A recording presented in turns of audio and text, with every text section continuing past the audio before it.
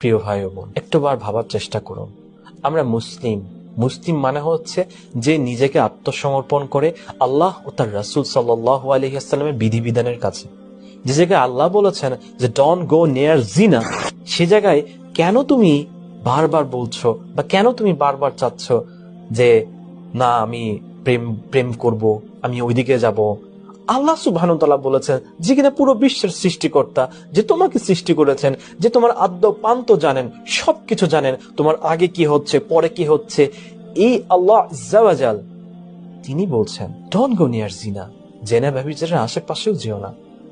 তুমি কি বুঝতে পারছো না এর ভিতরে কোনো না কোনো আল হাকিম আল আলিম, সর্ববিজ্ঞ সর্বজ্ঞানী, তিনি এই কথা বলছেন।